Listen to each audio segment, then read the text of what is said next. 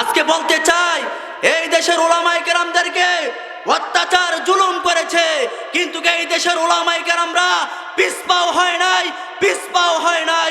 এই দেশের উলামায়ে কেরামরা হকের ঝান্ডা নিয়ে, ইসলামের ঝান্ডা নিয়ে আছে, কিয়ামত পর্যন্ত থাকবে ইনশাআল্লাহ। আপনারা উলামায়ে কেরামদের পক্ষে থাকবেন তো ইনশাআল্লাহ? এই দেশ উলামায়ে কেরামদের দেশ, এই দেশ মসজিদ মাদ্রাসার দেশ, এই দেশ হচ্ছে হক্কানি পীর মাশায়েখের দেশ, এই দেশ হচ্ছে ৯৯ ভাগ মুসলমানের দেশ। এই দেশ নিয়ে যারা সিনেমিনি খেলবে তাদের অস্তিত্ব বাংলাদেশের মাটিতে থাকবে না ইনশাআল্লাহ।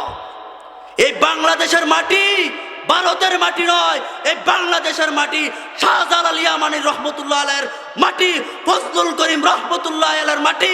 এই জমিন হয়েছে হাফিজ হুজুরের জমিন, এই জমিন হয়েছে মামুনুল হক সাহেবের জমিন। এই জমিন নিয়ে যারা সিনেমিনি খেলবে তাদের অস্তিত্ব বাংলাদেশের মাটিতে হবে না ইনশাআল্লাহ। আজকে বলা হয় যে আমরা হকের পক্ষে কথা বলার কারণে উলামায়ে কেরামরা নাকি বলে যে জঙ্গি হয়ে গেছে, উলামায়ে কেরামরা তালেবান হয়ে গেছে, উলামায়ে কেরাম সন্ত্রাসবাদী হয়ে গেছে, উলামায়ে কেরামরা আইএস হয়ে গেছে। আমরা সন্ত্রাসবাদী নয়, আমরা জঙ্গি নয়, আমরা হইছে এই দেশের উলামায়ে কেরাম রয়েছে জাতির রক্ষক, জাতির রাহবার। এই দেশের উলামায়ে কেরামরা সত্যের বাণী না বুঝাইলে এই জাতি কবেই শেষ হয়ে যেত। কথা বলেন ঠিক কিনা? আজকে দুঃখ এবং পরিতাপের বিষয়, 15 বছর কথা বলতে পারি নাই।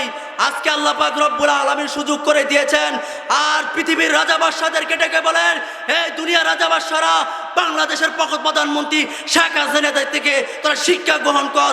বাংলাদেশের প্রধানমন্ত্রী রাষ্ট্র ক্ষমতায় থাকতে পারে নাই, তোরাও ভবিষ্যতে জুলুম অত্যাচার করলে তোরাও থাকতে পারবি না। কথা বলেন ঠিক কিনা? আজকে আমরা উলামায়ে কেরামদের পক্ষ অবলম্বন করব। আজকে উলামায়ে কেরামদের উপরে অত্যাচার জুলুম করেছে, আমরা ভুলে যাই নাই। 5 শাপলা চত্বরে আমরা রাতের আধারে হাজার হাজার লক্ষ লক্ষ মানুষদেরকে তারা অত্যাচার জুলুম করে অনেক মানুষ, নিরীহ মানুষদেরকে হত্যা করেছে। আজ পর্যন্ত তাদের বিচার হয় নাই। আমরা তাদের এই বাংলাদেশের মাটিতে বিচার করব ইনশাআল্লাহ। আজকে বাংলাদেশের মানুষ কখনো ইসলাম থেকে পৃথক হওয়ার জন্য এই দেশের মানুষ বসে রয় নাই। আগামীর দেশ ইসলামের বাংলাদেশ, আগামীর দেশ হবে এই দেশের উলামায়ে কেরামদের বাংলাদেশ, আগামীর বাংলাদেশ হবে ইনশাআল্লাহ হক্কানি পীর মাশায়েখের বাংলাদেশ। কথা বলেন ঠিক কিনা? সত্যের বাণী যদি উলামায়ে কেরামরা যদি না পুষায়, আর পুষাবে কে? ইহুদি পুষাবে সত্যের বাণী?